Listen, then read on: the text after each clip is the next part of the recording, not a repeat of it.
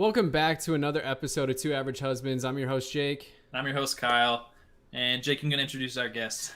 Yeah, so I'll let my guest do a little bit of introduction on himself, but this guest and I go way back. I've known him for a lot longer than it probably seems because we probably played sports together when we were in like kindergarten, honestly. But buddy of mine, I went to high school with him. I've played fantasy with him for quite some time now. But Ryan, take it away. Introduce yourself. Hi guys, I'm Ryan. I did a pod with Jake and Kyle earlier, the little mock draft we did, which I don't think was all that accurate, but Nope. I've been kind of following them for a little bit, and I was like, hey, love to get on and chat sports with you guys, and here we are drinking beer, chatting sports, and I couldn't be more excited for today's little segment that we've got going on. Hell yeah, man. It's two good segues. So, number one, just to recap this, we meant to do this right after the NFL draft happened. We just had a couple scheduling issues pop up and we weren't able to do it. And then we had Jake coming here for the vacation, so it got delayed. But we're going to be covering that today a little bit. And we probably won't talk that much about our mock draft because it was so fucking inaccurate that there's no real reason to spend too much time on it. But the other segue is, Jake, what are you drinking this week? All right, this week I have peanut butter chocolate milk stout by Lost Coast Brewery. Nice. I love peanut butter. I love chocolate. Show me that can again. I think you. Is that in my fridge? I think you got this when we were at Total Wine because I'm pretty sure I pointed it out. But I feel like I have a can of it. You probably I do. have a bottle. They only had bottles at Benny's, so that's what I got. All right, well, shout out to our boy Hugo because I'm taking it out of the United States this evening, and I'm going with London's own Young's Double Chocolate Stout, and it says it's a natural British crafted beverage. Interesting. So we'll see if this is good, and we'll see what he has to say when he sees this podcast and tells me that this is just like not really an actual British beer. Oh, that was carbonated. That was intense, yeah. That was a bush, if I've ever heard That was a bush. How about you, Ryan? What do you got? Dude, so you guys caught me a little off guard, so I grabbed a 2019 Bourbon County, fresh out of Chicago. Ooh. And the presentation's even better because it's in a personalized Stella chalice. Oh, I had one of those a couple episodes ago. See, you got to use a glass. Have to. You just have to. We're classy folks on this podcast. We talk are. about it If I can week. get this fucking bottle open. This is actually a pretty fucking legit pour. This is one of those ones where, like, you know how Guinness cans have, like, the fucking ping pong ball or whatever the fuck in the can to help the pour? This one does, too. So, that's pretty beautiful. legit. That's a good, and you can see it, like, water falling. Love that shit in a stout. It's all about the fucking image. I've pre-poured. I'm already here. You guys delicious. did better than I did. Cheers, boys. Whew. This is going to be hard for me to rate because it's 5,000 times better than both the beers we had in the last episode. Yeah, Ryan, I don't know if you tuned into that episode at all, but Kyle and I had some trash beers. They were fucking gross. Both very disappointed. If it was recent, no, I think I missed your guys' last one. But I know you guys are pretty strict on your ratings. You guys are kind of Jake's more 7. Well, it's funny because Jake is like always in the 7-8 range for the most part. I buy beers that I know I'm gonna like. I just buy beers because I want to try them. I'll get there eventually. There's a few in here where it was pure curiosity, and I was just like, "Fuck it, let's try it and see." So, before I forget, yours is the Lost Coast what? It's peanut butter chocolate milk stout. Maybe chocolate milk stout. And Ryan, I gotta put yours in the guest ranking list. So what was yours again? Goose Island, Bourbon County, 2019. Room temperature is heck. That's how those are supposed to be served, I've heard. Yeah, it's got to be a little colder. All right, sweet. I got those in. Good to go. Now I am ready for you to go ahead and introduce our topic, Jake. All right, so this week we have two main topics that we're going to cover. We'll go ahead and start with the NFL draft specifically. We're going to talk about 5 picks that we loved and then 5 that we hated. So I'll start with the first pick that I really loved, and everybody who knows me knows I'm a Bears fan, so this pick is probably going to be extremely obvious. But Justin Fields to the Bears is my personal favorite pick in the draft. Obviously, it helps the team a ton, but this is just feeling more and more like one of those situations where a quarterback is going to come out and it's going to be 5 years from now. We're going to look at the 10 teams who didn't draft him and be like, y'all are fucking idiots. you know, he was closer to quarterback 1 than he was to quarterback 3 in my opinion. Even though he, you know, settled right into that quarterback 2 ranking for me. He's already the most physically talented quarterback in Bears history. You know, he graded highest on the memory recall test of any quarterback or any player in NFL history. I don't understand why that's such a fucking hyped up stat. It's just cool. Like how often fantastic. Bro, how many people on Dallas can say they were legitimately the best all time at something? On their current roster. On their current roster.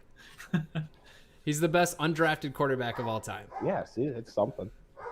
Yeah, I get it. Like, it's like a cool checkbox that he has in his fucking resume, but I don't give a shit about his memory recall, frankly. I just want to see him play football. Which I guess I get it. That comes into, like, you know, memorizing plays and offenses and whatever, but like, I don't fucking care. I'm so sick of hearing about that fucking stat. Now that I know you hate it, I'm gonna bring it up more. I see it on Twitter like all the time. It's just one of those things that's cool, man. But like, besides that, like I said, most physically talented quarterback in Bears history, finally gives Pace and Nagy a chance to really show what their offense can do. Mitch wasn't it. He wasn't it when they picked him. I and everybody else said he wasn't it when we picked him. I won't be one of those homers or one of those crazy people who's like, they picked him over Mahomes. It's like, yeah, they picked him over Mahomes. Anybody who was picking a quarterback probably would have picked Watson or Mitch at the time over Mahomes. You know, half the league had Mitch as their quarterback 1 or 2. It's not a surprise, but picking him over Deshaun Watson, even given all of the situation that's currently going on with Watson there, like, he was by far, just a winner. He was a bulldog mentality. He was a guy who's going to come out and show out. And, you know, he will forever be, you know, the miss there, in my opinion. But Fields gives the Bears a chance to kind of make amends for the lack of quarterback talent that's been there. And, you know, hopefully, obviously, he's an unproven talent, as all players are when they come out of college. So hopefully he can, you know, really change the perception of Bears quarterbacks in the coming years. I agree. I didn't like him at the beginning. I think I fell for the trap of everyone talking bad about him moving down. But I think it actually is a good fit, and I think the Bears finally got something because they need it. I'm not a Bears guy, but they need it.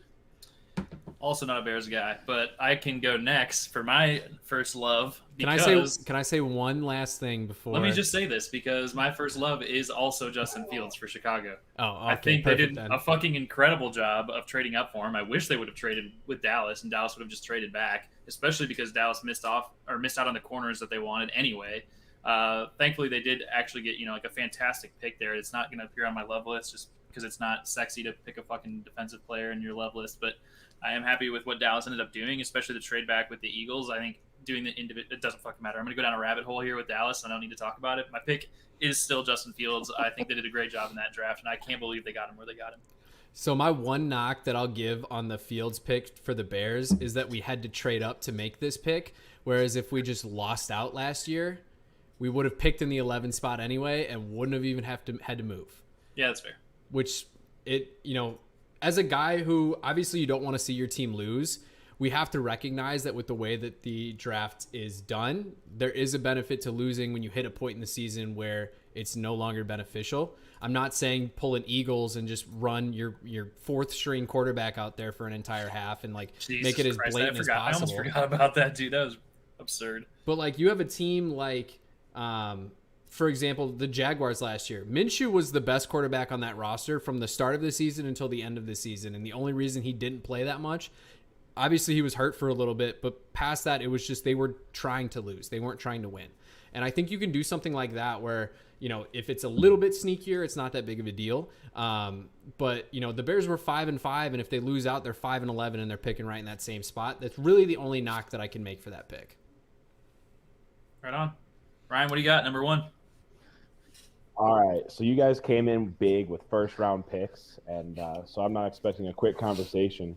But my first one is Ben Mason, the fullback out of Michigan. I don't even know if you guys know who he is. He got drafted by the Ravens. Okay, and so first off, any fullback that gets drafted, awesome. I love it. Make fullbacks great again. He's going to a team where they want to run the ball like 80% of the time, 90% of the time. They have a running back at quarterback anyways.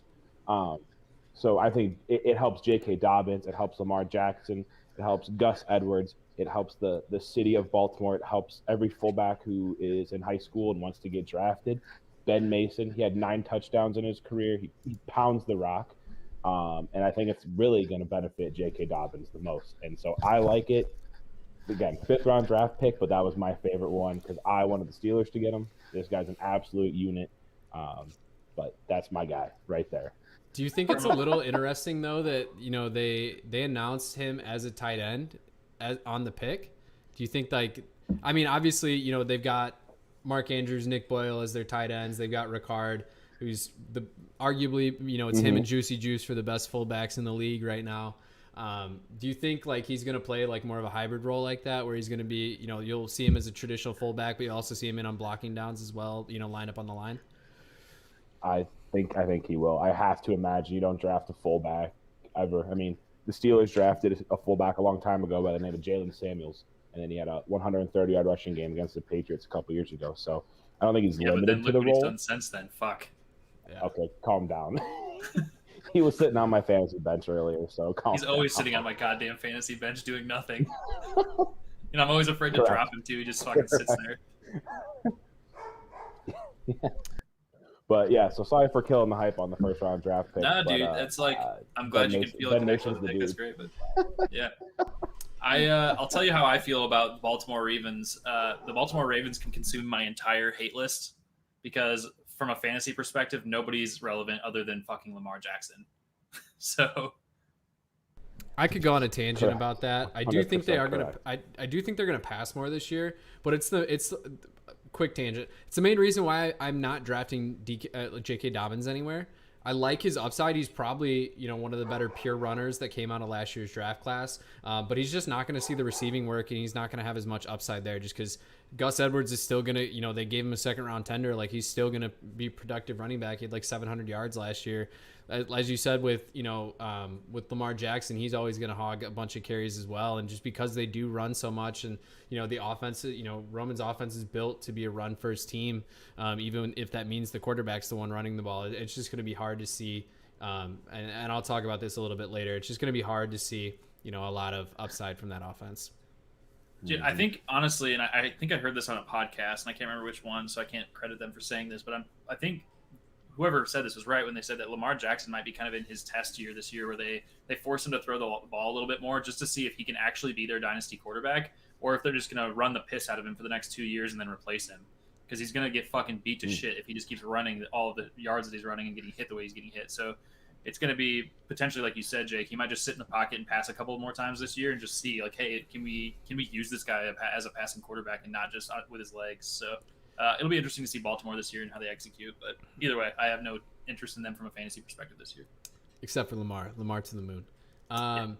Anyways, the second pick that I like was from a team near and dear to my heart, Jeremiah Owusu-Koramoah to the Browns. We were talking about it during the draft. We're like, how is this guy falling? How is he? He went in our mock draft. He was, I think, 19th overall or something like that. And that's about where I expected him to go. It comes out after the draft. He had a minor heart issue, and so he fell down some teams' boards from there. But him going to the Browns might have the best defense in football this year. They have so much talent built on that defensive side of the ball. It's just going to be insane. Jock was my linebacker too. I had him just behind Parsons. I think Parsons was the clear one in this class, but Jock was right there. I think where the Browns get him, I think it's an absolute steal. I don't think, every pick that went by, I was like, all right, it's going to be him. And then it was like, nope, not happening. And it just kept happening. And anytime I feel like that happens, he's going to have a little bit of a chip on his shoulder, and he's coming, like I said, into a loaded defense where he doesn't necessarily need to be a star right away. So they can, take their time with him and, make him fit the offense a little bit, or the defense a little bit better. Cool. I have nothing to say about that. I think it's a killer pick. I can, talk about him all day. I think I was the one that picked him. I think I picked him to the Browns. I could be wrong. We did that a while ago. I think you did. You picked a lot of guys to the Browns. I gave the Browns a killer draft. The Browns had a killer draft in the mock. But no, I like it. It's scary because in the actual draft. Yeah, they did. They did. They're going to be good. It's scary to say, but they're going to be good. Hey, that's why I just traded. I traded Kirk Cousins and I traded back in our draft so that I could get Baker. I took Baker, because I was going to take Zach Wilson at the 102, and instead I traded back to the 108, and I got Baker and the 108 plus a bunch of other shit. I highly benefited from that fucking trade. And then I ended up getting I love Baker this year with the picks that they made and the offense they have set up. I love Baker, and we'll see what happens. Maybe I'll eat my words, but I love Baker going into the season and the Browns as a whole. So we'll see what happens. Mm-hmm. All right, my number 2 on the list is Devonta Smith. I love the fact that the Eagles traded up to get him. I love the fact that they added another receiver. I am not high on Jalen Reagor as a lot of other people are. I do like the team that they're starting to build, though, and I love the fact that they traded up to pick another good receiver that they can add to that offense. I think he's going to eat, and I think he will eventually be the number 1 wide receiver on that offense. Yeah, I agree. I like that pick a lot for them. A report came out a few hours ago that Rieger's probably going to be playing out of the slot this year, as he probably should. So we'll probably see, 3 wide sets of Smith, Fulgham, and Rieger. As you know, I'm higher on Rieger than you are. Yep. I think, there was just a few things that he had to correct last year. Obviously, with as bad as Wentz played last year too, that definitely changes some things. Sure. But ultimately, I do think. That was probably that was the wide receiver I imagined them getting if they were going wide receiver. I just felt he was going to be the best fit for that offense. Yeah, I think it's like I said, obviously I picked him as one of my loves, so I think he's going to be a great pick. And I don't think that he's going to have too much competition for the number 1 role eventually. And I think, like you said, Reagor might be pushed into the slot, which is fine. I don't hate Reagor, and I think he's going to be an okay player. I'm just not that excited about him. And then I think Fulgham is going to steal some of those, attempts as well and get some of those catches too. So I'm just not that excited about Reagor. I would take him maybe in the late rounds just to kind of have a backup on the bench, but I'm never going to be high on Reagor. Is anyone worried about his size though? Because I've got a guy on my don't like list strictly because of size, and it's not Devonta Smith. It's not him. I mean, I also have a guy on my do not like list because of size. So I'm not gonna lie. Everything about Devonta Smith's profile sucks. I know you guys don't get into the analytics of things as much as I do, but late declare old wide receivers who don't fit an alpha size profile historically don't succeed in the NFL. Is Smith the guy to finally break that mold? Maybe. We'll see. Mm-hmm. But I still do like the pick for the offense, even if they keep the offense in more of I think they could run, a pretty decent read option in that offense and keep him as a short intermediate target just because of his yards after catch ability. I do think that kind of, that could work for his game there. But he can also be a deep threat. And he's shown that even though he's, 145 pounds soaking wet, it didn't really affect him all that much in college. He's got almost no injury history. So that's, all pluses for him. So, it's definitely a concern of mine, but I think it's more the late declare status and his age and no production really until his senior year. I think a lot of that is a bigger deal analytically anyways than his BMI is going to end up being. I think this is going to be a huge test year though for Hurts as well. And I think they're going to really try to, just like Lamar, they're going to see if they can use him for more than just his legs. And I think adding the offensive weapon there for him is going to really help him to solidify his role in that offense as well. Because obviously you can have a running quarterback, but if they can't throw the ball, they're only going to last so many years before they take enough hits that they're just going to get replaced. And so if he's going to sustain his career in the NFL and with the Eagles, and he's going to have to be able to pass the ball, and I think adding Devonta Smith to that offense is going to be huge for them. I agree.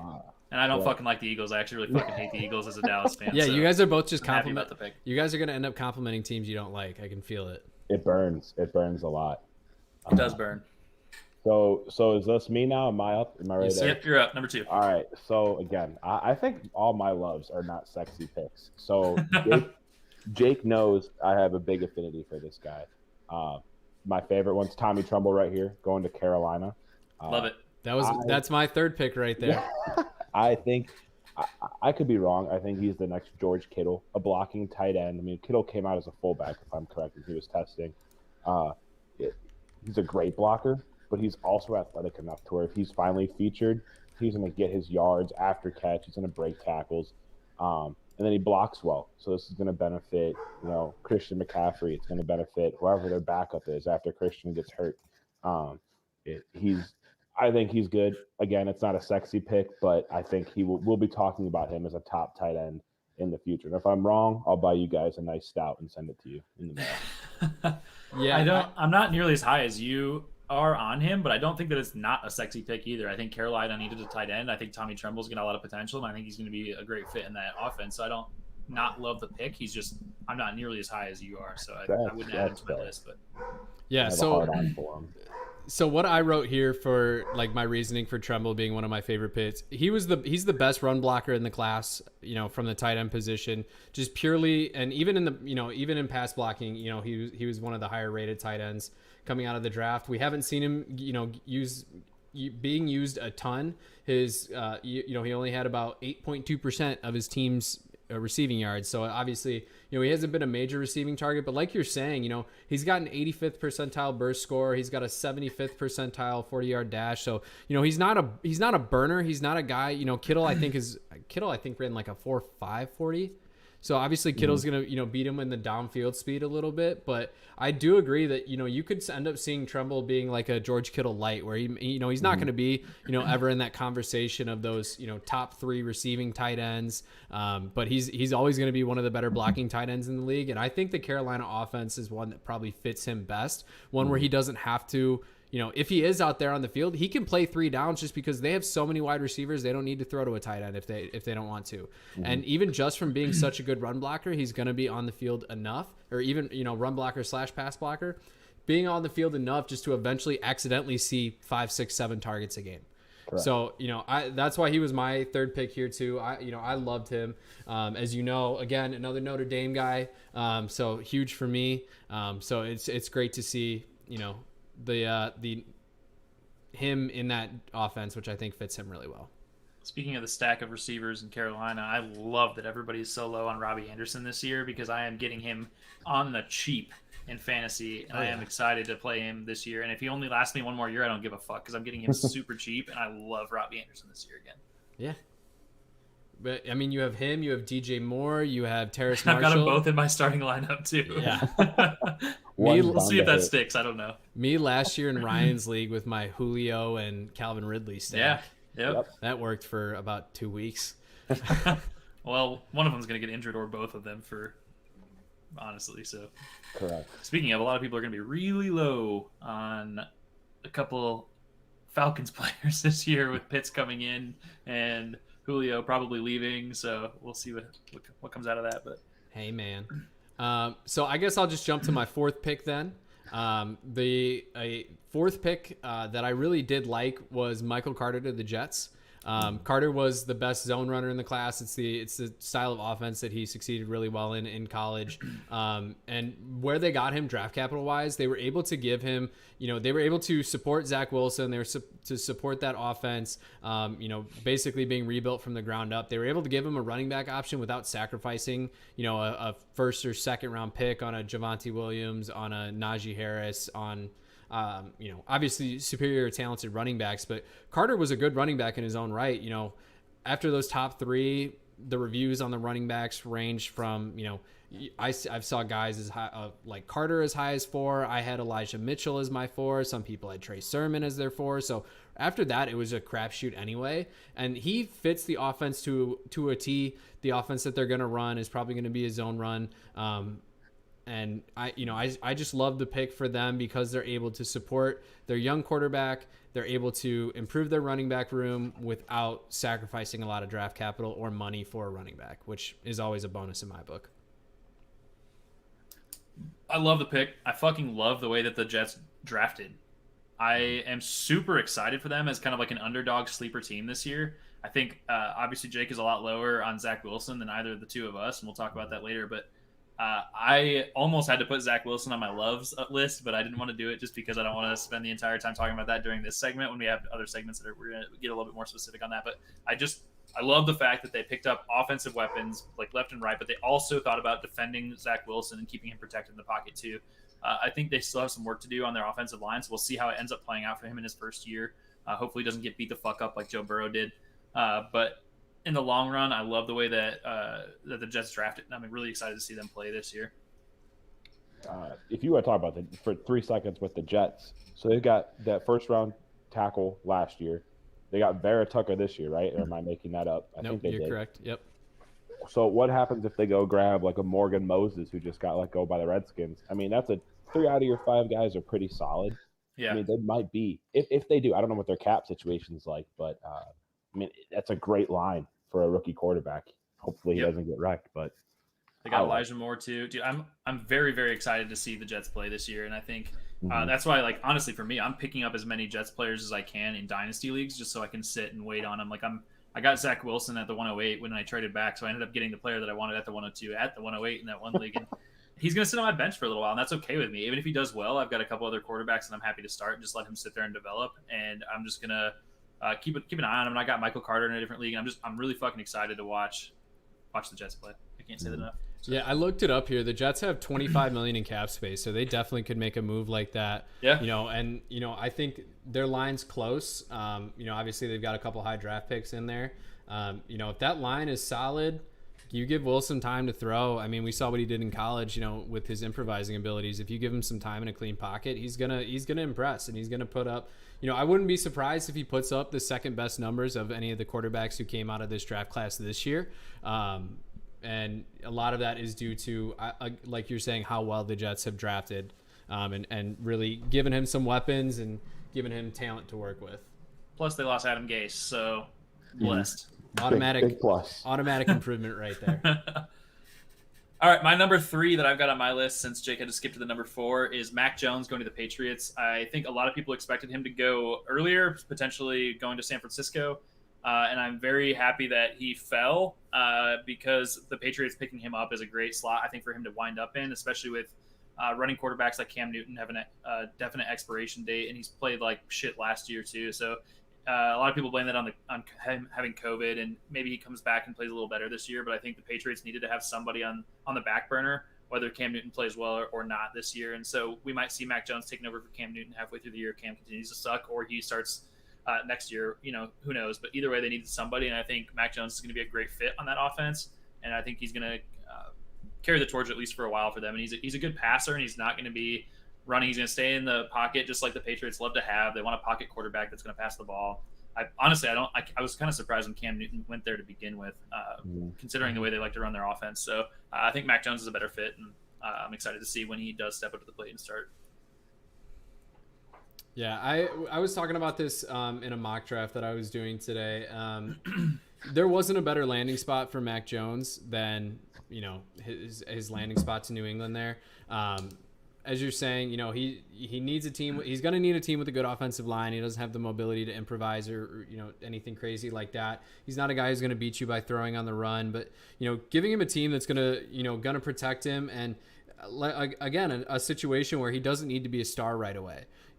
Cam can come out, and if Cam sucks for 5 games and they're 0 for 5, they'll put Jones in, let him, develop in game situations, and they'll lose as many games as they do and take a high draft pick next year.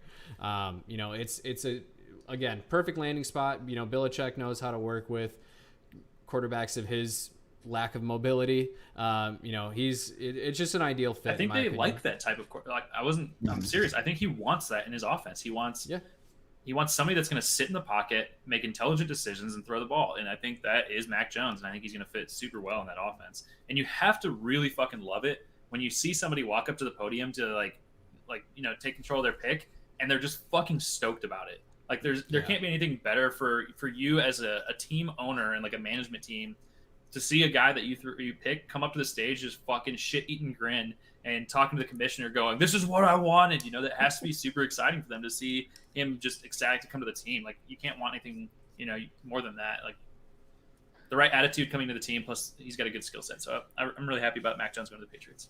I think I agree with you guys. I think it's what they want. And I think that, like what Jake said, he's not going to be a superstar, but I think he's also a guy that won't really lose you games. He might not win them for you, but I don't think he's going to lose them for you. And I think that's what Bill Belichick needs, because then their defense will take off. And he's an expert at developing those types of players. So, it's a good pick. So my number 3, I literally just changed this a bit ago because I was done with going obscure guys. So Landon Dickerson, who just went to the Eagles, he was also on my list, but I kept him off because he has knee issues, and I think that's a thing. But also ACL injuries aren't what they used to be a while ago. I mean, look, that's fair. It happens all the time. And I think he also gets a chance to sit. They have Kelsey still, if I'm correct. And if they need to plug him at guard for a season, they can do that. But there's no pressure to play him. And this guy was probably a top 15 pick if he has at least one knee that works. But I think he's had surgeries on both.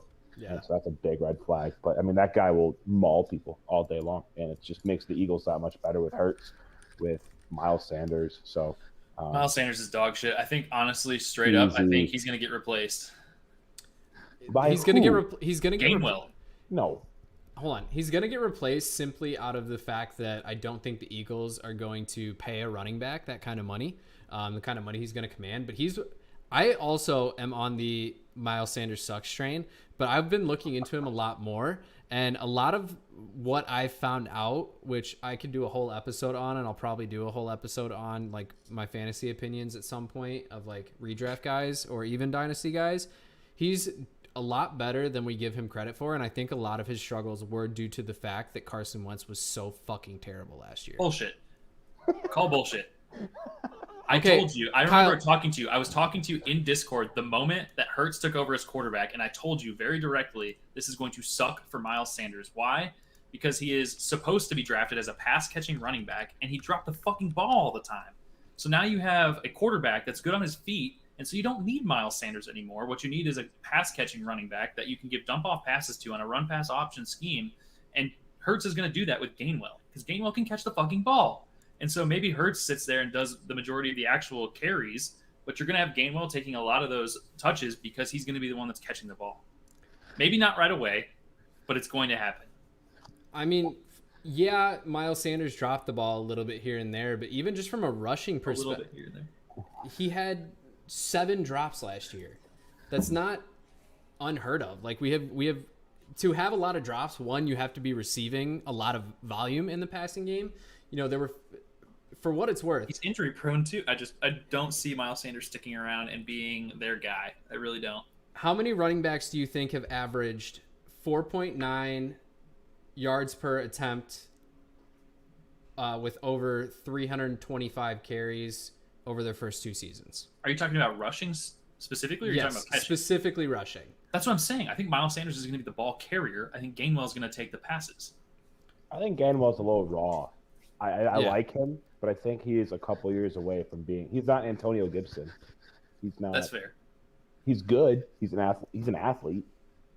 But regardless, how many running backs do you think have averaged 4.9 yards per attempt with over 325 carries over their first 2 seasons? 10. Correct answer is 12. Oh, so close. And you know the names that are on that list are guys like Emmitt Smith, Matt Forte. Like, you're talking about like historically elite running backs. So his profile to date fits that criteria. Obviously, yes, the injuries are a concern. Multiple injuries over 2 seasons is definitely a big deal. But if you can get Miles Sanders at a value, especially in dynasty leagues where he's kind of already turned into a value, in my opinion. Yeah, he is a value. You're going to get him at a value because nobody has the faith in him anymore. You can't trust that he's going to play, especially in a 17-game season now. He's not going to play 17 games. So he's going to be somebody that sits on your bench and you use him to fill in on your bye weeks. Yeah. Miles Sanders is not going to be your starting quarterback. I'm a proud Miles Sanders owner in our league, just to let you guys know. So I don't appreciate the slander. Is he sitting on your bench to be fill in on a bye week? No, I think he's in my flex. Actually, he's my starting running back because my running backs are garbage. It'd be that way sometimes. He says my running backs are garbage, referring to Miles Sanders. Oh, man. But we've got on a tangent here. Where are we at? Jake, is it you for your next one? Yep. Or did you do yours, Ryan? Yeah, you did. Okay. Oh, wait, am I? We're good. Yeah, so we're on number 5 for me. That's Trey Smith to the Chiefs. Another guy who fell down the draft board because of medicals. The Chiefs have come out and said they're 100% confident in his medicals. They're not worried. And I think he just really anytime you can solidify a line for the best quarterback in the game, that's a huge upside pick to me. He was in my I think he was my offensive, like my 12th ranked offensive lineman in the draft. And for him, because of these medical concerns, which are, as we've talked about, legitimate, for him to fall to like, I think it was the 30th offensive lineman taken, like the value there is just insane. Like you're potentially getting an elite offensive lineman for pennies on the dollar. And I'm trying to find where he was picked. I can't find it. I think he was a 5th rounder. I didn't actually write down their draft I didn't either. I should have. I just wrote down teams and players, but He was picked 226. So that's what, 6th round, 7th round? So you're getting a potential, top 3 round talent. You're getting him in the 6th round. And if any team is going to make an offensive lineman play up a level, it's the Chiefs. Especially with the way that they kind of revamped their entire offensive line this offseason. He fits the mold of what they're doing perfectly, and I love the pick. Yeah, I don't disagree. I think you have to protect your quarterback, especially after what we saw in the Super Bowl. So I think good pick for them, great value at the pick that they could get. I don't have too much to add for you. I think, like I said, I agree with you. I don't think it's a bad pick. So. I love all the lineman picks. I like Trey Smith. I thought he was going to go higher. I think he went higher in our draft. Yeah. With those medical things, I guess, if the professionals are scared about him, I guess I get it, but I don't see the issue. He did get drafted right after the first long snapper getting drafted, Cam Cheeseman. He's not on my love or hate, but fun fact. All right, Kyle, you're number 4, I believe. Yeah, my number 4. Before I go into that, I am going to rate this beer because I just finished it. And the more I drank it, the more I found that this beer tasted just like a Guinness to me. I love Guinness. And because of that, although it is average for stouts, I would say. So I'm going to give this beer a 7.6.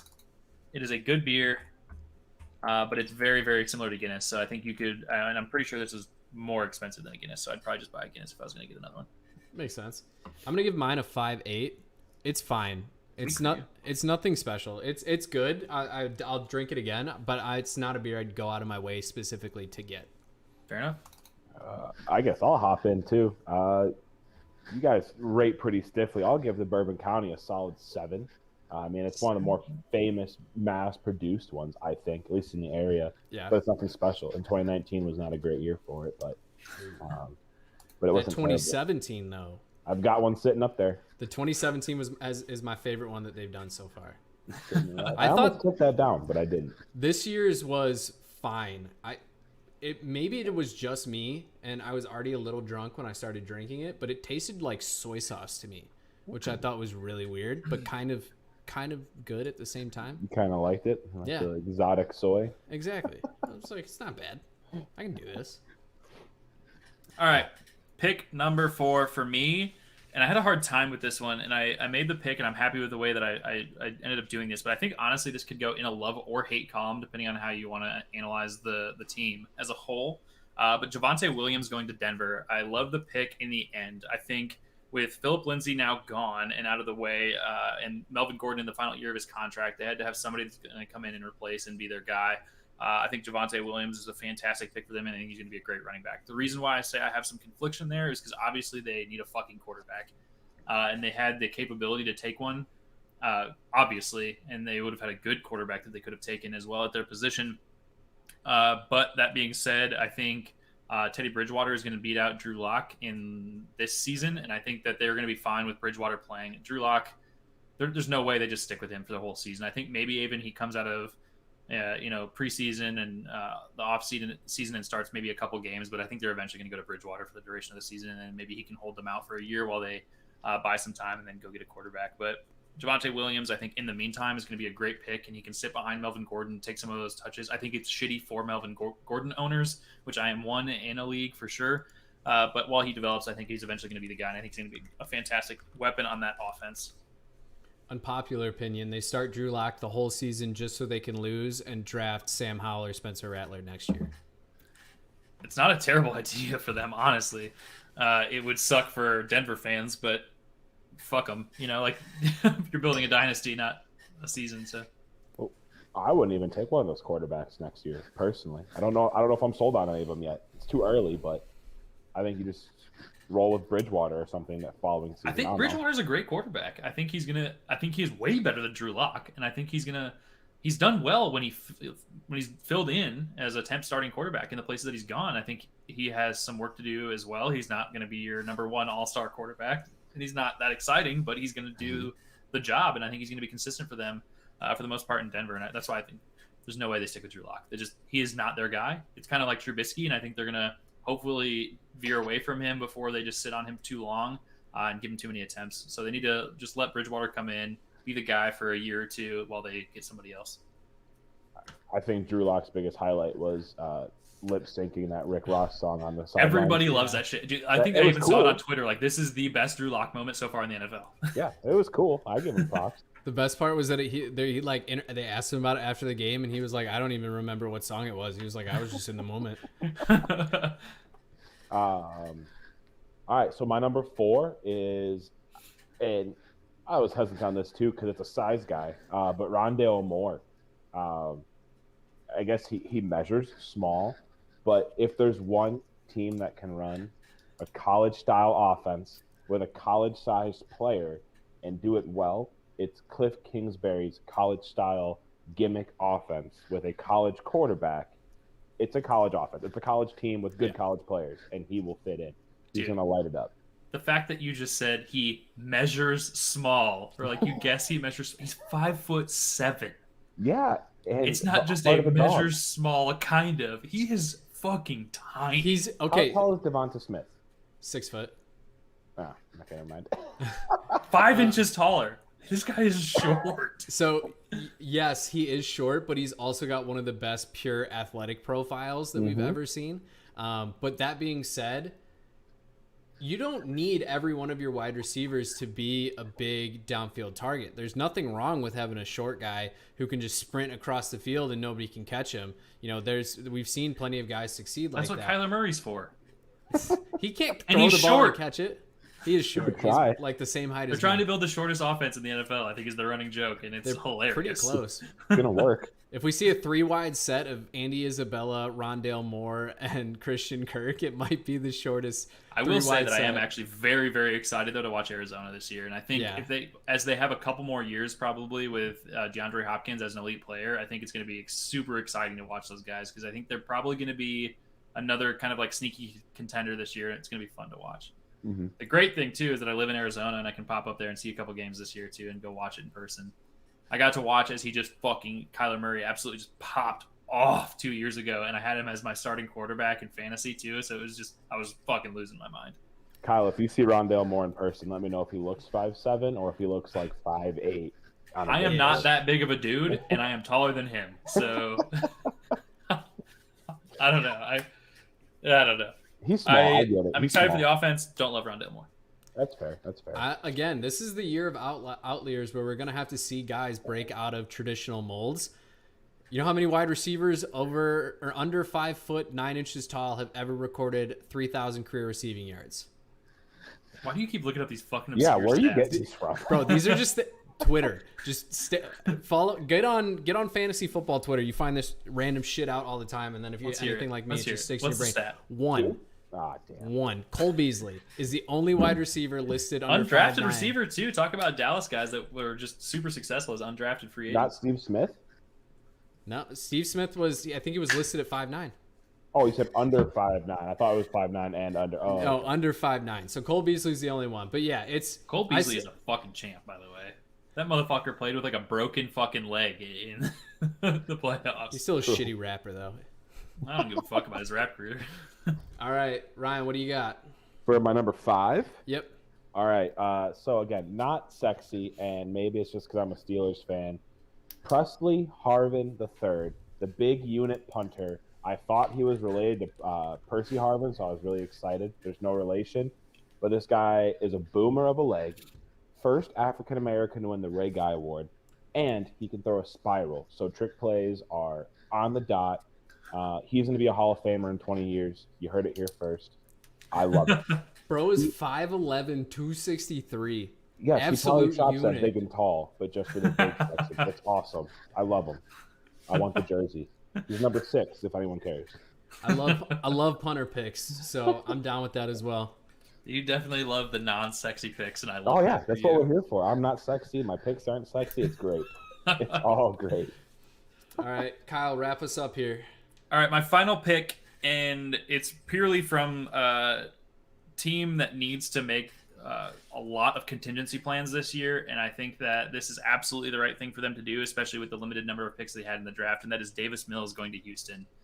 Houston had to do something, because let's be honest, Tyrod Taylor is not the fucking answer.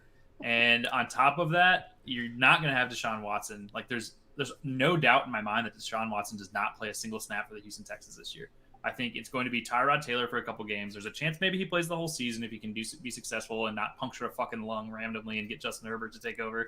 But if he can stay in the game, maybe he plays the whole season. But Davis Mills was the right pick for them at quarterback to try to get somebody that can fill in for them if it doesn't work out with Tyrod Taylor. So I love that pick for Houston. Also, Houston's just going to be a fucking goddamn trash team this year. They're terrible. They could go 0-16 this year. Yep. 100%. Or 17. Yeah. My bad. They could break the record there. I agree with that wholeheartedly. You know, it was a good move for them. Obviously, any quarterback after the big five were projects, but you know, it is what my honorable mention that I wanted to throw in this list, but I can't because technically he didn't get drafted, and Jake hates this player, and I fucking love the player, and I wish he would have gotten drafted. But I love Austin Watkins going to San Francisco, by the way. So super excited about that. I don't Sammy hate Watson's it. Cousins, let's go, baby. I just think he's fine. Like, I mean, I have picked up shares of him, I think, in every single one of our leagues. I'm super so. excited just to keep him in the fucking... He's just going to be in my taxi squad, just waiting it out, but I'm super excited for him. Yeah. All right, so let's hop over quickly to the 5 picks that we hate. The first pick that I hate is maybe controversial, maybe not. I don't know. Jamar Chase to the Bengals. Just from a fantasy perspective, I fucking hate it because his upside is now capped by the fact that they have 2 other legitimately good wide receivers there. You have another alpha build in T. Higgins. You have Tyler Boyd, who was pacing out as a wide receiver 1 in PPR last year before Burrow's injury. And you miss out on, you know, taking a top offensive lineman when that's clearly the biggest need on that team outside of, you know, some defensive struggles there too. I just feel like the pick could have been used a little bit better. I feel like if you were going to take Chase, why not try and trade down a few picks where you probably could have gotten him anyway and, you know, sold picks to... I don't see any reason, you know, if Fields was still there at 5, like maybe the Bears trade up, maybe another team trades up that, you know, didn't have a chance. The Bears and the Giants had their trade worked out on Thursday before the draft even started. So, you know, I just think you could have gone a better route with that pick to help the team a little bit more as a whole. That being said, Chase was the clear wide receiver 1 in the class, so I can't not. At least they didn't do that for like Jalen Waddle. I have my hates in less of a particular order. I kind of had to go through, like I struggled to find the ones that I hated. But Jamar Chase does appear on my list as well. I hate the pick. I can't believe they made it. I think they wanted to reunite Burrow with 100%. Chase, and cool, good for fucking you. Now Burrow's gonna die to 8 billion fucking hits because you chose not to protect him, and so you know, like you're just putting your guy, like your quarterback for the next 10 years, hopefully, at significant risk so you can match him up with a receiver from college. Like you said, you have elite receivers already on that offense. You have Tyler Boyd, who's a fucking PPR monster. Not that matters for them. Like, obviously, it helps us as fantasy owners, but you have Tyler Boyd, who is still a very successful receiver that makes big plays and he can go downfield. And then you've got T. Higgins, who is a super young dude. He's going to be another one of their guys for a long time. And so, honestly, this sucks, in my opinion, from a team perspective and from a fantasy perspective, which is why I am trading away T. Higgins in every fucking place that I can, because I think he's still going to be good. He's going to get some of the touches, but Chase is going to eat into those touches for sure. And I don't think he's going to be as high in my list anymore. And I picked him up a lot in pre-NFL drafts for the fantasy. And now, like I said, I'm trying to get rid of him. So again, Jamar Chase does definitely appear in my hate list as well. So I'll make us go 3 for 3. He's also on my hate list. And being an AFC North guy, first off, I was stoked about the pick because for the Steelers, it couldn't have worked out any better. I get it, though. I think we all kind of get it. It's bringing Burrows with his buddy. And now you got 3 top-notch receivers, the passing game. And they did take Jonah Williams in the first round 2 years ago. He's been hurt. They took Billy Price in the first round 3 years ago or 4 years ago. He's been hurt. They don't have the track record with those offensive linemen. Now, I don't think Sewell or whoever they would have wanted was. Maybe he's less injury prone. He's 20 years old, whatever. Maybe they just didn't want it. Maybe they were scared. But it was a dumb pick, I thought. We might eat our words, but and they got an offensive lineman in the second round anyways. But frankly, at the end of the day, I don't even care if I eat my words on this. I think at the end of the day, it was the wrong pick. I think, and fuck me, dude. I'm not an NFL fucking like team owner or whatever, and I'm not a coach, and I have absolutely no experience with professional sports whatsoever. So like whatever. I'm just like I won't change my opinion on this. I don't think no matter how successful he is, I think they should have protected their quarterback at the end of the day. Yeah, I'm one to always say I'd rather be wrong on something that, you know, I'm convinced on than be right on a guess. Like, I'm convinced that the Bengals would be a better team in 2021 if they had a Rashad Slater, if they had a, Penei Sewell, if I feel like if they have one of those top offensive linemen, they're a better overall team. And that's just where I'm at with that. Another pick that I hate, Alex Leatherwood to the Raiders. It's a typical John Gruden reach. He picked a guy because he went to Bama. He's a third-round offensive lineman in my book who was taken way too high when you consider all of their needs. Like, John Gruden is just proving himself to be a bigger and bigger idiot every single year. And just his history of reaching on Alabama players is not good as it is, and I don't know why he keeps doing it. I'll hop in on this. I think Alex Leatherwood is going to have a very average 10-year career as a starting lineman.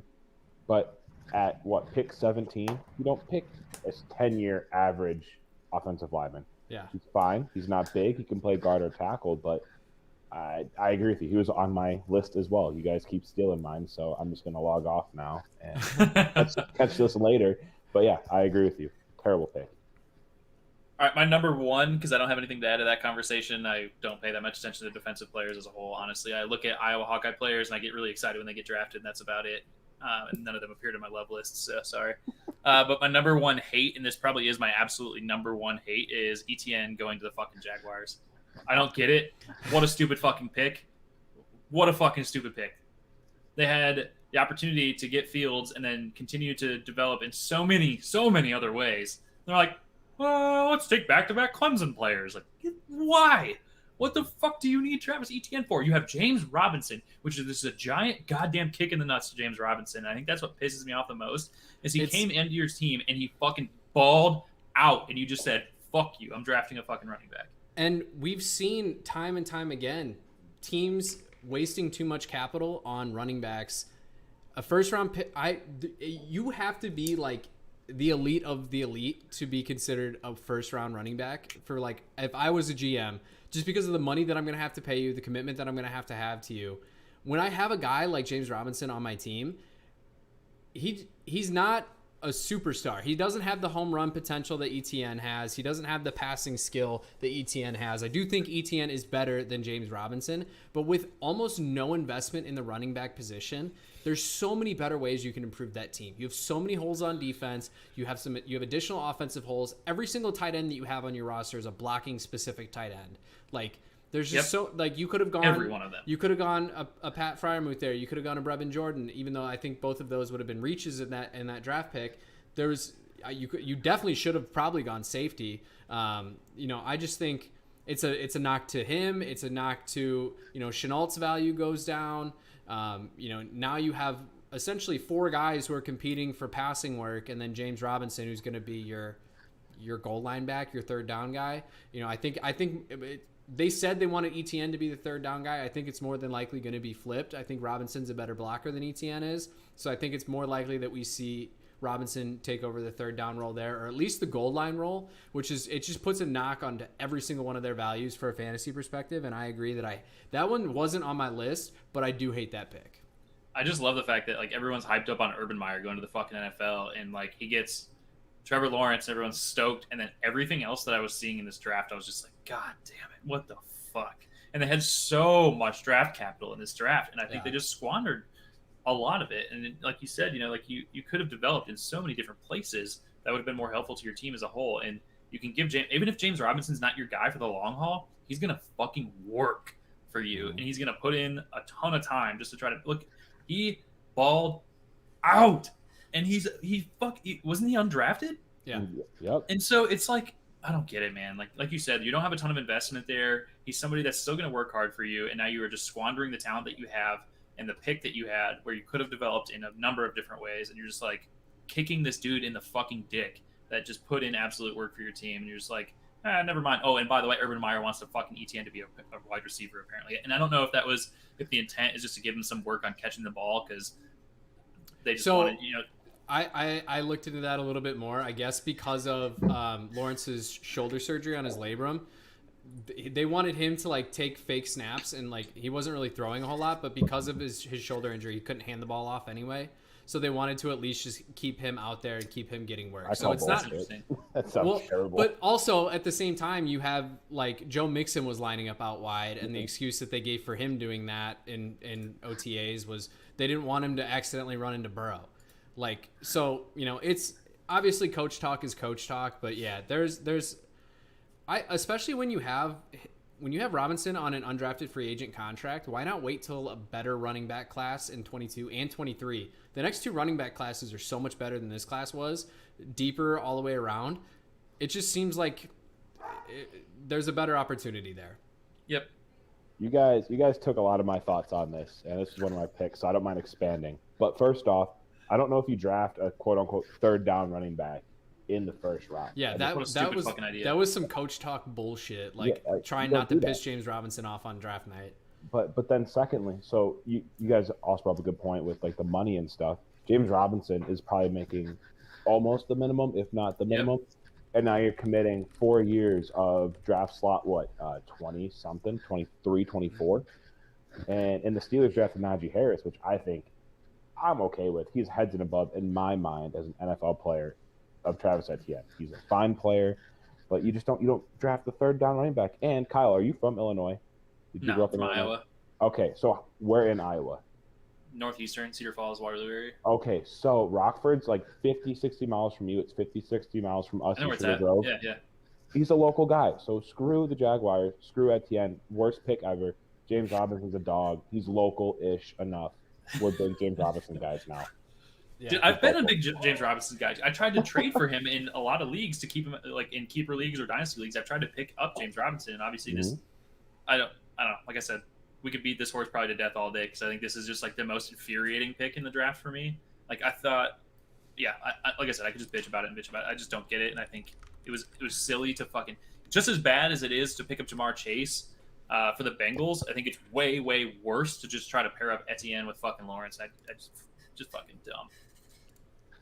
We love James Robinson. We do love James Robinson out here. Shout out to you, James Robinson. We care about you. Is he watching the pod? He better be watching. He's got to be watching the pod. I'll tag him on Twitter.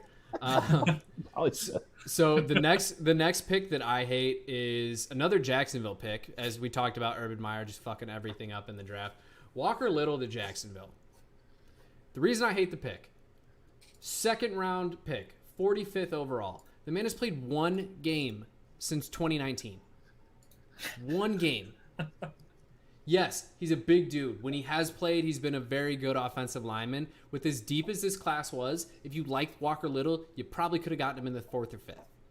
You could have taken a better offensive. You could have taken a Tevin Jenkins here, or was that before or after the Bears drafted him? I don't know. There was so many better offensive linemen in this draft. You could have taken. Let me see here. So they took him at 45. So just a few guys that came after. I like Jackson Carman, who went one pick later more. I like Raduns more.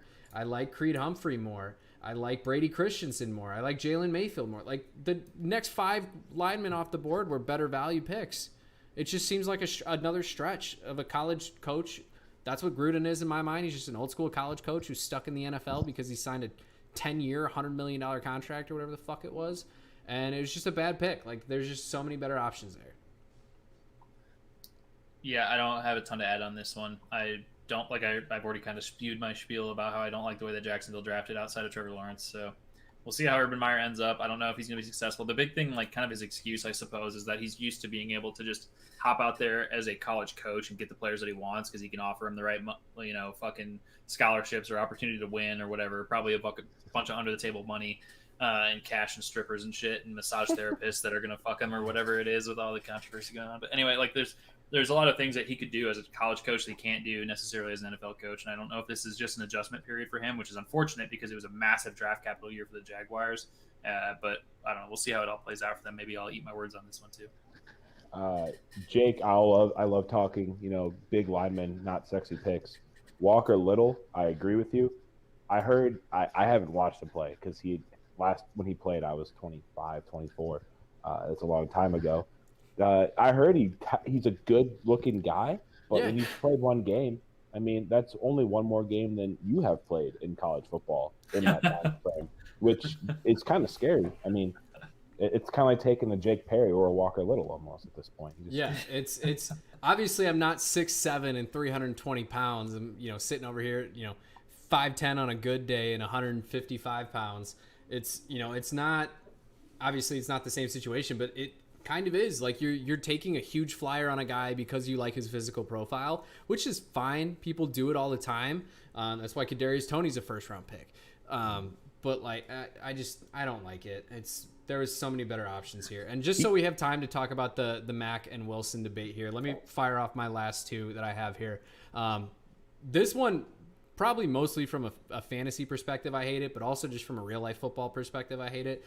Tylan Wallace to Baltimore. He was my wide receiver 5 in the class who now has to go and be the third. Waste his talent. Yeah, be the third option in that offense behind. I think he'll probably command more targets than Hollywood Brown will, but Rashad Bateman was my wide receiver 2 in the class, and the two of the top 5 wide receivers in the class going into a run heavy offense. It's not fun ever. And then the 5th pick that I hated was Elijah Mitchell to San Francisco. He's my running back 4. I think he's more athletic. He's got a better production profile than Trey Sermon does, and he's now stuck in an offense that's 20 running backs deep, even with the Jeff Wilson injury today. He's going to be out for 4 to 6 months. Like, it's just, he could have gone to a team where he could have competed for a legitimate role right away. And now, like, he's now dependent on one of either Raheem Mostert or Trey Sermon getting hurt. And I just don't like either. I just don't like that. For as much as I liked him coming into the draft, it was probably like a worst case scenario landing spot for me. Yeah, fair enough. I'll fire mine off really quick too, so that way we don't waste the time, like you said. So next on my list was Rondale Moore. I think I hate the pick for Arizona. I really don't get it. I think there was better receivers on the board, and I think they also have a huge need at tight end that they could have fulfilled at this point too, with Pat Freiermuth and a couple other guys still on the board. So I don't like the pick with Rondale Moore, and I think it's even possible. I was just looking to see, and I just realized that they didn't have a 3rd round pick. Otherwise, I would have said they probably could have gotten him in the 3rd, potentially, maybe. I don't know for sure, but they never had a 3rd round pick anyway, so I think he definitely would have been gone by the 4th. But I still don't like the pick for Arizona. And I don't know, dude. Like you said, there's like some receivers out there that are going to be high talent receivers that are bigger and maybe not like all well rounded, just like you said with Rondale Moore, but he's fucking tiny. Jesus Christ. On top of that, then I added Trey Lance to my list because I can't believe San Francisco didn't take Justin Fields. I'm happy for Chicago, but I think fucking San Francisco's out of their goddamn mind. I think Trey Lance was easily quarterback 4, maybe, and behind 3 other solid quarterbacks, and so I don't get that pick at all. And we could probably have that debate if you guys wanted to, but I don't like Trey Lance going to San Francisco. And my final one is Kadarius Toney going to New York, which is hilarious because I actually love this pick for me because I'm a Dallas fan and fuck you, New York. But also, why? Why Kadarius Toney? Why? I could do a whole episode on all of the reasons why I hate Kadarius Toney. I could go on for that. I could go off on that pick for days upon days, but I won't do that. I will let Ryan say his piece and then list the picks that he hates. Hey, really quick, by the way, with Rondale Moore, just to throw one more jab out there at Rondale Moore, the history of Arizona drafting good receivers is little to none. They just like to take all of the older, nearly retired receivers that are good and just keep playing them for a couple of years. So their draft capital of receivers always trash. But anyway, on to you. Hold up. Have you heard of a guy named Anquan Bolden or Larry Fitzgerald? That's it, actually. Did they draft Larry Fitzgerald? Yeah, baby. Hail the pick. He stuck with them the whole time? Okay. For some reason, I thought he came over to them later, but... Also, your guys' Tony slander is trash because I own him, and it was a terrible pick. I didn't know who to pick. But, okay, so I think I have 2 hates. Oh, go ahead, Mike. When you picked him, I think that's probably where he should be picked. Yeah. It was nice and late. All right, so the 2 hates that I have left, and this was my size guy. Obviously, it wasn't Rondale Moore because he's on my love. Tutu Atwell. The guy is the size of a high school football player, and not a good one. He's like your backup wide receiver. He's smaller than me. He's fast as shit. We know that. He's smaller than Rondale Moore. But he goes to a good system, and I get this. McVay will figure out how to use a child at wide receiver before anybody else. Yeah. But this isn't Tutu slander. Like, I don't want him to get mad at me. He's just small. I think the NFL is moving that way. But think of you guys or myself even taking a hit from a middle linebacker. He's going to die on the field. But then last one really quick. So Tutu's really short, Gregory Rousseau is really, really tall. He's 6'7". He got drafted by Buffalo as an edge rusher. He sat out this year. Really lanky. He started his football career as a safety, and I feel like that's a stretch going from safety to a defensive end. He's athletic, but he's small. He's light, and I couldn't tell you too many really good 6'7" edge rushers because at some point you face a height disadvantage in a leverage game, and you usually don't. I mean, Mario Williams, and he was 6'6". Peppers 6'6". No one was 6'7". I couldn't tell you. So I just had to look back at the depth chart for the Rams just to kind of collaborate with your pick there, and he's sitting at their behind literally everybody in this fucking depth chart. So I don't know why they wasted the capital on him to begin with. Yeah, he's probably their current wide receiver 4. He's probably not. Well, you can't trust any depth chart out there right now, but he probably beats out everybody that's not Van Jefferson, Robert Woods, and Cooper Kupp. You know, they probably use him as a gadget guy though. He's going to be a Tariq Cohen. He's going to be a Curtis Samuel. He's going to line up in the slot when he does line up. They're going to bring him in the backfield. They're going to use him on bubble plays. Like he's going to get some use. He's going to be relevant enough. Like like we talked about. You know, man in a 4.40. He's a burner. Like he's got the speed. It's just can he take a hit? He's going to come across the middle. He's going to get blindsided. Kyle Fuller could kill the guy for Christ's sake. I mean. I just don't think you want to be compared to Tariq Cohen. I thought he was a massive bust too. I don't know why everyone likes him. I'm not a big fan of the Tutu Atwell pick, and he almost made my hate list as well. All right, well, those are the 10 picks that we love/hate, and now we want to talk about guys we love/hate. So I made a controversial tweet. Did. I need a beer for this. Hang on. Not only was it a controversial tweet, but you also made a substantial bet with me, which is going to be absolutely I shouldn't fantastic. have done that bet because my rankings were dynasty rankings, and then I make a bet for 2021. Yeah, I don't give a fuck what your rationale was because you're going to lose this bet, and I am so absolutely goddamn stoked about it. Yeah, probably. It's fine. I'll drink some fucking Bloody Marys on the episode. I don't give a shit. Anyway. So Jake hates tomatoes and tomato juice. So what he bet me as we enter this topic was that Mac Jones is going to have a better season in 2021 than Zach Wilson. That was the bet. Dumb bet by me. And I said that if I lost, I will drink exclusively Malort on an episode of the podcast. And Jake said he will drink exclusively Bloody Marys with the mix of my choosing and the vodka of my choosing on an episode of the podcast. Yeah. So, anyways, so I published my rankings earlier in this offseason of the top 10 at pretty much every position that's fantasy relevant anyways. And I decided to make my kind of spicy take of the offseason be that I think Mac Jones will be better in the NFL than Zach Wilson. That's not what you said, though. You said in 2021. I was drunk bet tweeting with you. This was not the time to make a bet with me. It was the exact time to make a bet with you. Well, yeah, for you.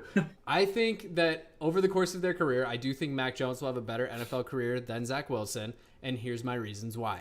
You guys can rebut these as I go down this list, but I do have a list of about 10 things. Wilson is better. He ranked higher versus cover 1. Mac Jones ranked higher against cover 2 man, and cover 4 defenses. So we've seen Mac be more successful against various different types of defenses in a much more competitive system in college. He's had, obviously, the strength of schedule argument can be had, that it's not as important. We've seen guys, come out of places like North Dakota State and win MVPs, and we've seen guys come out of Alabama and twiddle away their thumbs as a backup for their entire career. Yep. Wilson also had a better offensive line based on the level of competition that he played. Wilson is not an anticipation thrower. He very much needs to see his guys open. He's not a guy who's leading guys open all that frequently anyway. He's finding open receivers, it's a skill in and of itself to find open wide receivers as consistently as Zach Wilson did. But just off of the film that I have watched, I think he does lack a little bit in the timing throw department, which is going to be fine. His offense isn't going to rely on like a West Coast style offense where you need that type of play. But one area that I do have concern, Wilson threw to the middle of the field at a lower rate than I think it was like the top 15 quarterbacks in college football last year. Throwing to be so scared seemingly of an entire third of the field is a very big concern, especially with an offense that if you're running like a more of a read option style offense, you're going to see a lot more slant routes. You're going to see a lot more dig routes. Like you're going to see you're going to see the ball have to go to the middle of the field that often, and that's a fear, if it is a fear anyway, that he's going to have to get over, and it is a definite area of concern for me. One place where I do agree that Wilson is better suited for the NFL than Mac Jones is Wilson clearly has much more arm talent than Mac Jones does. Mac Jones has a really good intermediate ball. He has a really good short ball. But past that, his range, he probably caps out at about 50-ish yards.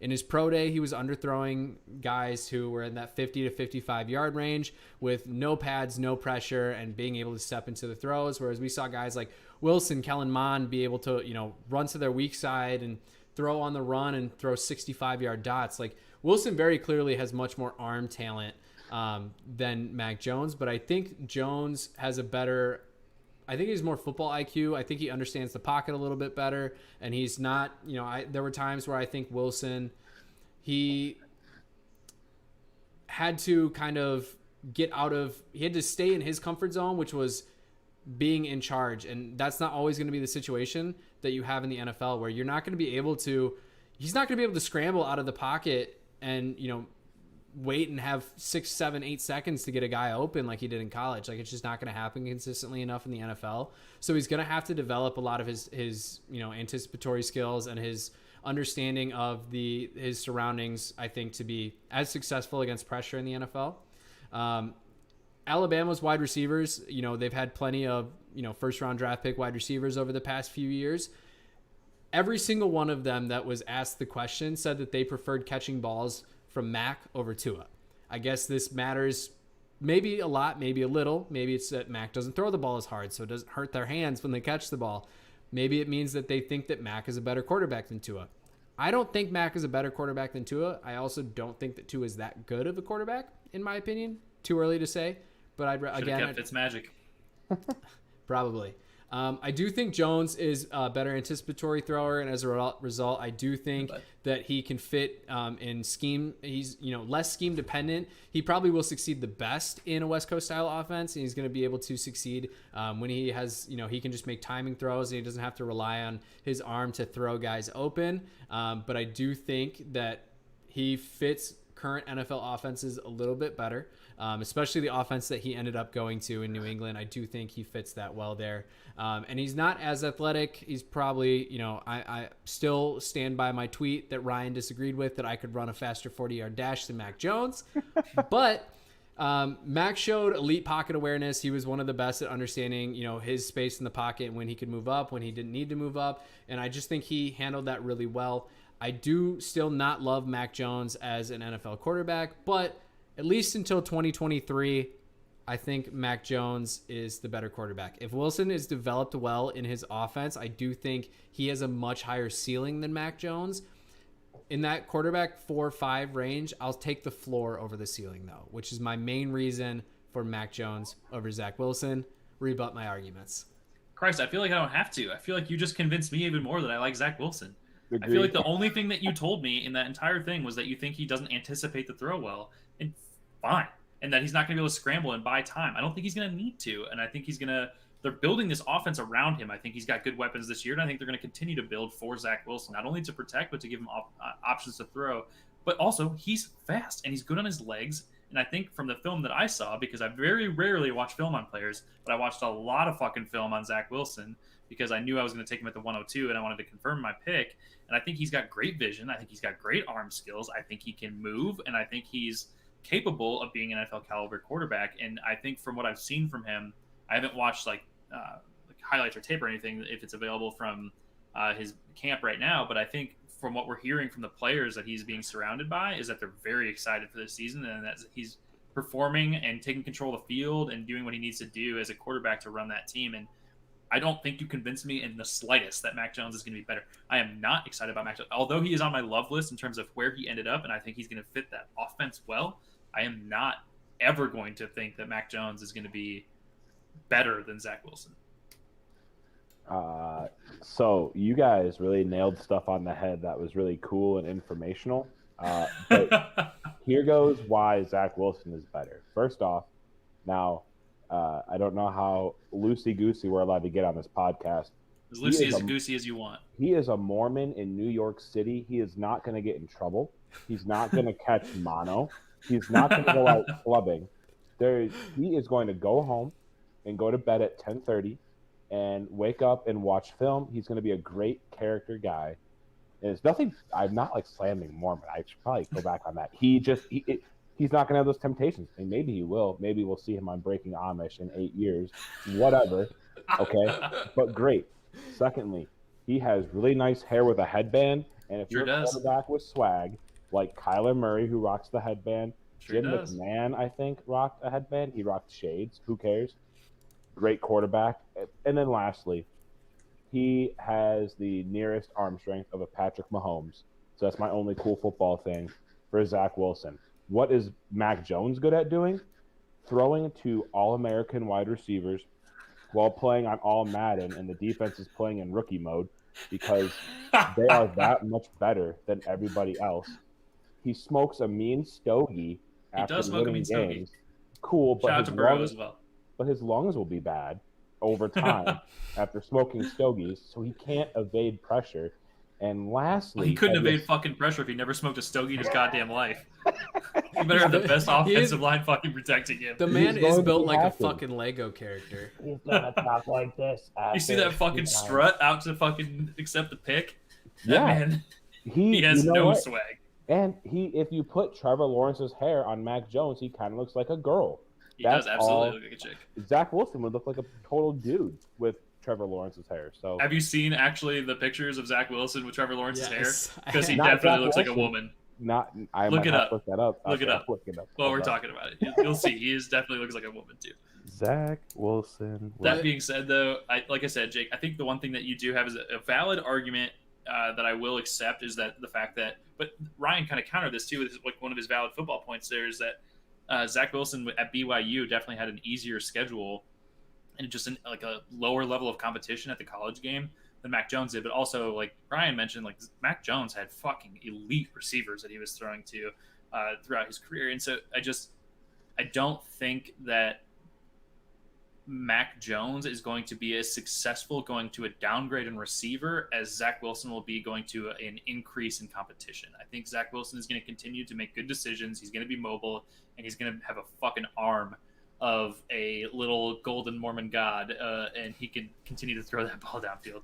I can't find it, so if someone could just share it on the screen. I'll find it. I'll tweet it to you, or I'll send it to you. Zach Wilson's girlfriend, I think.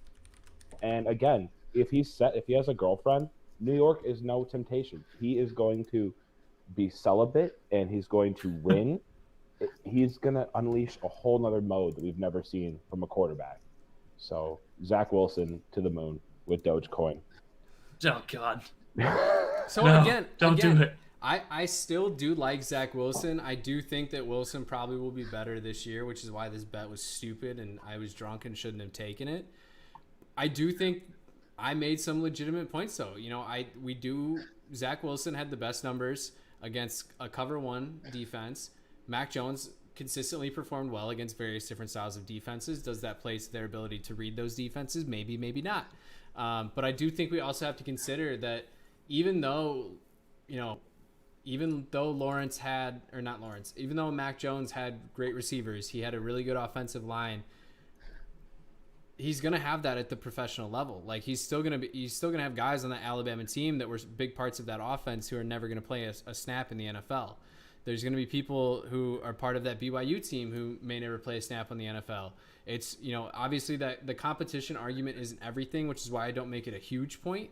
But I just think it's worth noting that, if you have NFL ready talent, NFL wide receivers who say that they prefer Mac Jones over a consensus top 2 quarterback from a different draft class, I think it's something to be considered. Dude, I can't find this now either, and it's going to drive me nuts because I know that I've seen this. I saw it on Twitter. That's where I saw it too, is Twitter. Mac Jones with his hair. They also did it with Zach Wilson. Yes, I saw it exactly like it was just a hair swap. Maybe I'll just have to fucking get better at Photoshop and just do it for you because I can't find it right now either. But I have definitely seen him hair swapped with Trevor Lawrence, and he most definitely looks like a chick. Jake, you brought up like really good points though. But again, I mean, if I'm a GM drafting a quarterback, do you want a quarterback who has never sipped alcohol or done any devilly sins? Or do you want Mac fucking Jones, who has 2 DUIs? 2, not one, not one. He has a second one. And he still smokes stogies. And he's not going to have lungs. He's not going to have a liver. How do you win if you can't even live, Jake? To be fair, Aaron Rodgers smokes stogies. Aaron Rodgers drinks like 4 fingers of scotch after every game. Good for him. Yeah, okay, that's good for Aaron Rodgers. And look at him now. He can't even play for the Packers. He doesn't want to be on their team. It's because they won't let him smoke stogies anymore. That's got to be what it is.